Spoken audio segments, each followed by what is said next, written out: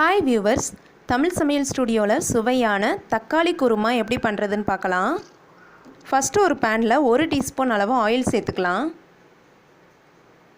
எண்ணெய் சூடான உடனே ஒரு சின்ன துண்டு பட்டை, 2 ஏலக்காய், 3 கிராம்பு சேர்த்துக்கலாம். இது கூடவே அரை டீஸ்பூன் போல் சோம்பு சேர்த்துக்கலாம். அரை டீஸ்பூன் சீரகம் சேர்த்துக்கலாம். 5 பல் பூண்டு சேர்த்துக்கலாம். ஒரு துண்டு இஞ்சி. பூண்டையும் இஞ்சியும் நல்லா வதக்கிக்கலாம். இப்போ இதில் 5 சின்ன வெங்காயத்தை கட் பண்ணி வச்சுருக்கேன், அதை சேர்த்துக்கலாம். சின்ன வெங்காயத்துக்கு பதிலாக பெரிய வெங்காயமே யூஸ் பண்ணிக்கலாம். நல்லா மிக்ஸ் பண்ணிவிட்டு இந்த வெங்காயத்தை வேக விடலாம். இப்போ பாருங்கள், வெங்காயம் நல்லா வதங்கியிருக்கு. இப்போ இதில் கொஞ்சமாக தேங்காய் எடுத்துருக்கேன், அதை சேர்த்துக்கலாம்.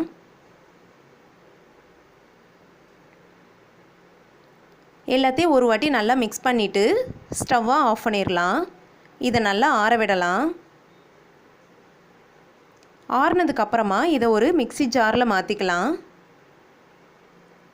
மாற்றிட்டு இதில் கொஞ்சமாக தண்ணி சேர்த்து நல்லா பேஸ்ட்டாக அரைச்சிக்கலாம். இப்போ பாருங்கள், பேஸ்ட்டு தயாராகிருச்சு. குருமா எப்படி பண்ணுறதுன்னு பார்க்கலாம். ஒரு பேனில் 2லேருந்து 3 டீஸ்பூன் அளவு ஆயில் சேர்த்துக்கலாம். எண்ணெய் சூடானது உடனே அரை டீஸ்பூன் சோம்பு சேர்த்துக்கலாம். சோம்பு லைட்டாக வதங்கின உடனே ஒரு பெரிய வெங்காயத்தை நீள நீளமாக கட் பண்ணி சேர்த்துக்கலாம். காரத்துக்கு ஒரு பச்சை மிளகாய் சேர்த்துக்கலாம். நல்லா மிக்ஸ் பண்ணிவிட்டு இந்த வெங்காயத்தை வேக விடலாம்.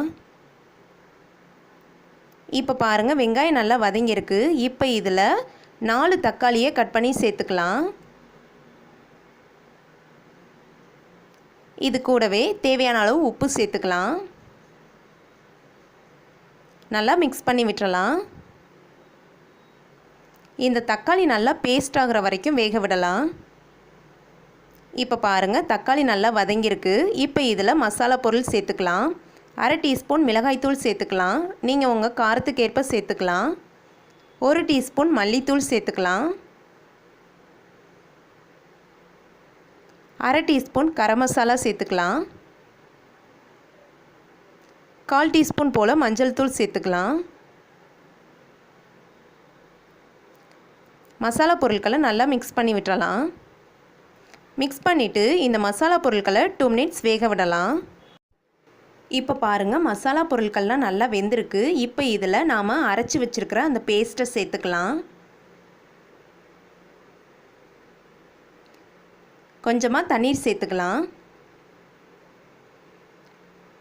எல்லாத்தையும் நல்லா மிக்ஸ் பண்ணி விட்டுறலாம். மிக்ஸ் பண்ணதுக்கப்புறமா இதை 4 to 5 மினிட்ஸ் நல்லா கொதிக்க விடலாம். இப்போ 5 மினிட்ஸ் ஆகிருக்கு. பாருங்கள், நல்லா கொதித்து எண்ணெயெல்லாம் பிரிஞ்சு அருமையாக தயாராகிருச்சு. கடைசியாக கொஞ்சமாக கொத்தமல்லி இலை சேர்த்துடலாம். அவ்வளோதான், சுவையான தக்காளி குருமா தயாராகிருச்சு. ரொம்பவும் டேஸ்ட்டாக இருக்கும். இந்த மாதிரி ட்ரை பண்ணி பாருங்கள். பூரி, சப்பாத்தி, பரோட்டாவோடு சேர்த்து சாப்பிட்றதுக்கு அருமையாக இருக்கும். உங்களுக்கு இந்த டிஷ் பிடிச்சிருந்துச்சின்னா லைக் பண்ணுங்கள், ஷேர் பண்ணுங்கள், மறக்காமல் சப்ஸ்கிரைப் பண்ணுங்கள். Thank you.